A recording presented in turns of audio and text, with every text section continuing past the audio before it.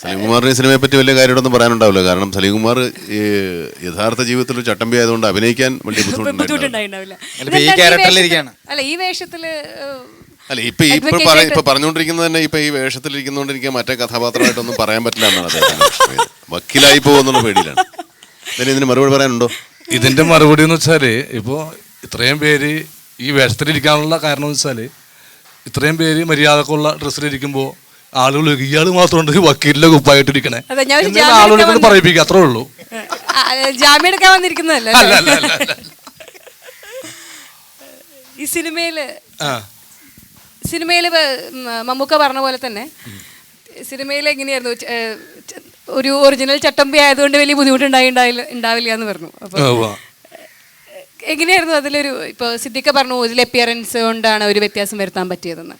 സലീമേട്ടൻ എങ്ങനെയാണ് അതിൽ ഒരു, ഞാനങ്ങനെ കഥാപാത്രത്തെ കിട്ടിക്കഴിഞ്ഞാൽ കുറച്ചു നേരം അങ്ങോട്ട് മാറിയിരിക്കും. പിന്നെ യോഗ, കരാട്ടെ, കളരി എല്ലാ കായിക അഭ്യാസങ്ങളും കഴിഞ്ഞിട്ട് ഈ കഥാപാത്രമായിട്ട് വരുള്ളൂ. ഞാൻ രാവിലെ ഷൂട്ടിങ്ങിന് ഇറങ്ങുന്നതിന് മുമ്പ് സലീമിന് വേണ്ടി വെയിറ്റ് ചെയ്യാൻ വേണ്ടി വരാൻ കുറച്ച് റൂമിങ്ങനെ സൗണ്ട് കേട്ട് ഞാൻ ചെന്ന് നോക്കിയപ്പോ കഥാപാത്രമായി മാറിക്കൊണ്ടിരിക്കുകയാണ്. അതിപ്പോ അത് ചട്ടമ്പി ആയിക്കൊണ്ടിരിക്കുകയാണ്. അത് കഴിഞ്ഞ ഒരു ബാക്കപ്പ് ഉണ്ടാവും. അങ്ങനെയാണ് ഒരു കഥാപാത്രം ഞാനാവുന്നു. മറ്റു പലരും എങ്ങനെയാന്ന് പറയുമ്പോൾ മേക്കപ്പ് കൊണ്ട് ഞാൻ മാനസികമായിട്ട് അങ്ങോട്ട് മാറിയാണ്. സലീം ഭായി അതിന്റെ ചെറിയൊരു എക്സ്പ്രഷൻ ഒന്ന് കാണിക്കാവോ? ഒന്ന് ഏതെങ്കിലും ഒരു ചെറിയൊരു പ്രേക്ഷകർക്ക് വേണ്ടി. അല്ല, പ്രേക്ഷകർക്ക് വേണ്ടി ഒരു എക്സ്പ്രഷൻ അങ്ങനെ ഇല്ല. എല്ലാം എന്തെങ്കിലും ഏത് വികാരമാണെന്ന് അത് ഇപ്പൊ കാണിക്കാൻ പറ്റില്ല. കാരണം ഈ ക്യാരക്ടർ കൈവിട്ടു എന്റെ. പിന്നെ ഇപ്പോ അതെ അല്ല, നേരത്തെ ഇവിടെ നമ്മൾ സംസാരിച്ചിരുന്നപ്പോൾ സലീം പറഞ്ഞല്ലോ, എനിക്ക് അങ്ങനെ ഗെറ്റപ്പ് ഒന്നും ആവശ്യമില്ല, എനിക്ക് അധികം ഡയലോഗും ആവശ്യമില്ല, എന്തെല്ലാം വികാരങ്ങൾ നമ്മൾ എക്സ്പ്രഷനിൽ വരുത്തുന്നു. ഞാൻ കാണിച്ചല്ലോ ഈ ഡയലോഗ് മുഴുവൻ നിങ്ങൾ ഇനി പറയാനുള്ള കാര്യങ്ങൾ മുഴുവൻ എക്സ്പ്രഷനിൽ വരുത്താൻ പറ്റുമോ? ആളുകളൊന്നും കണ്ടോട്ടെ. അല്ല, ഇതിപ്പോ അതിന് വേണ്ടിയിട്ടുള്ള അതിന് ഒരു മണിക്കൂറോളം വേണ്ടി വരും. അതിനു വേണ്ടി മാത്രമേ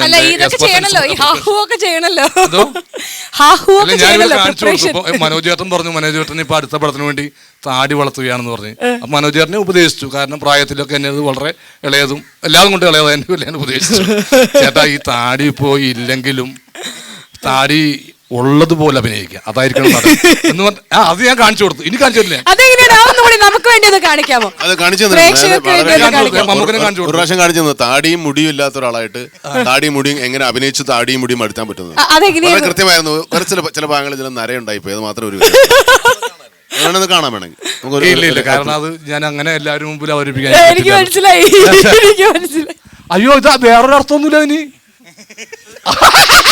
എനിക്ക് മനസ്സിലായി എന്ന് പറഞ്ഞ ഒരർത്ഥമില്ല. നല്ല അർത്ഥം ഞാൻ ഉദ്ദേശിച്ചല്ല. ഞങ്ങളൊക്കെ മര്യാദക്കാരാണ്. നല്ല ഉദ്ദേശത്തിൽ തന്നെയാണ് പറഞ്ഞത്. അതെ. അല്ല, ആ ഒരു ഹാഹു പ്രിപ്പറേഷൻ ഇല്ലാത്തതുകൊണ്ടാണ്. ഒന്ന് കാണിച്ചു തരാമോ എങ്ങനെയാണെന്നുള്ളത്? ഇല്ല, അത് ഇപ്പൊ പറ്റില്ല. കാരണം ഒന്നാമത്തെ ഊണ് കഴിച്ചിട്ടില്ല. കാരണം ഒരു ആർട്ടിസ്റ്റിന് ഏറ്റവും ആദ്യം വേണ്ടതെന്ന് വെച്ചാൽ ഇപ്പൊ ACTOR 5 അക്ഷരം കൂടുന്നാണല്ലോ ഒരു ആക്ടർ എന്ന്. അപ്പൊ ഒരു ആക്ടറിന് ആദ്യം വേണ്ട എ എന്താണ്? Accommodation. C check. T travelling expense. O എന്തൂടണം? ഊണ്. മലയാളം തന്നെ ഊണ്. 6 അതില്ലാണ്ട് നമ്മള്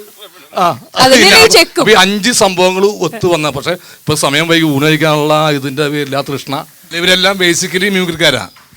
അപ്പൊ അതിന്റെ ഒരു ഷൂട്ടിംഗ് സമയത്തൊക്കെ ഞാൻ ചിരിച്ചിരിച്ചു വരുന്നുണ്ട്. ഞാൻ എല്ലാവർക്കും അറിയാമല്ലോ, കലാമണ്ഡലത്തിൽ 8 വർഷം കഥകളി കഴിഞ്ഞ് ആണെന്ന് എല്ലാവർക്കും അറിയാം. അരങ്ങേറ്റം വരെ നടന്നിട്ടില്ല. അരങ്ങേറ്റം കഴിഞ്ഞിട്ടില്ല. ഇല്ല, ഫുൾ കയറ്റം വരുന്നുണ്ട്. അരക്കേറ്റം അല്ല, ഫുൾ കയറ്റം.